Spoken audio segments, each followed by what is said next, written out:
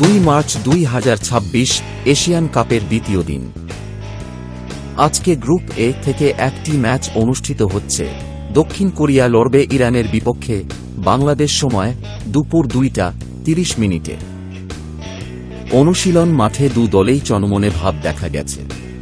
প্রতিটি অনুশীলনের সেশনগুলো খুব ভালোভাবে প্রস্তুতি করতে দেখা গেছে।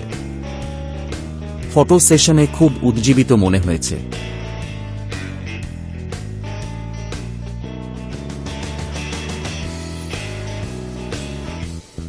দক্ষিণ কোরিয়া ইরান থেকে অনেক এগিয়ে।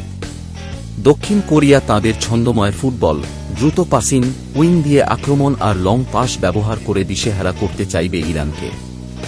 ইরানও চাইবে প্রতিপক্ষকে রুখে দিয়ে পাল্টা আক্রমণ করতে। তবে ইরান কিছুটা মানসিকভাবে আঘাত পেয়েছে দেশের পরিস্থিতির কারণে, কিন্তু ইরানি কোচ দেশের এই পরিস্থিতির মধ্যেও মনকে শক্ত করে খেলায় মন দিতে চান। এখন দেখার বিষয় ইরান শোকের ক্ষত নিয়ে প্রতিপক্ষের খেলোয়াড়দের কতটা আটকে দিতে পারে।